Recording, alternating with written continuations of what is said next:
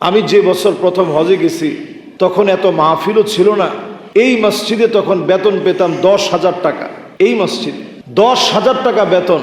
এই বর্তমান সময় থেকে ধরেন আজকে থেকে 10টা বছর আগে 10,000 টাকা এই মসজিদ থেকে যখন বেতন পেতাম, আসার পরই একজন লোক বলল যে হুজুর আমার এখানে আপনি একটু তাফসির করেন রমজান মাসে, 10 দিন আপনি শুধু তাফসির করবেন। আমি বললাম মাশাআল্লাহ, যদি একটা ভালো সুযোগ হয় রমজান মাসে কোরআনের সাথে অন্তত লেগে থাকার একটু সুযোগ হলো। ওনার এখানে গেলাম তাফসির করার জন্য। তখন টুকটাক যে মাহফিলগুলো করি সব জায়গায়, অনেক জায়গায় পোস্টারে আমাকে আলহাজ লেখে, বারবার নিষেধ করার পরেও তারা আলহাজ লিখতে থাকে। তা আমার মনের একটা দুঃখ যে হারে আল্লাহর ঘরটা দেখতেই পারি নাই, কিন্তু লোকদেরকে কেমনে বোঝাই এরা আলহাজ লিখতেছে। আর তখন তো এত জোর করে বলার মতো অবস্থাও তৈরি হয়নি, টুকটাক কিছু মাহফিল হচ্ছে। সেই সময়ে যেদিন আমার তাফসির শেষ হয়েছে, লোকটা নিজে আমাকে জিজ্ঞাসা করতেছে যে হুজুর আপনি কি হজ করছেন? বললাম না, হজ করার তো সুযোগ হয় নাই, তবে আল্লাহর ঘরটা দেখার বড় শখ, আশা করি আল্লাহ তাআলা ইনশাআল্লাহ উচিরেই নিবেন। তখন রমজান মাস চলতেছে, অলরেডি 10 রমজান শেষ।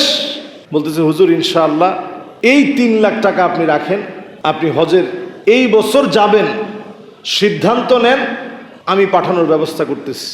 সুবহানাল্লাহ, চিন্তা করেন তখন।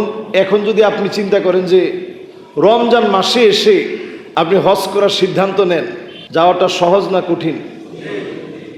আপনি কিভাবে যাবেন? কোটা পূর্ণ হয়ে গেছে, কোনোভাবেই সেই সময় যাওয়াটা সহজ না। আমি অবাক হয়ে গেছি যে এই সময় যাব কেমনে।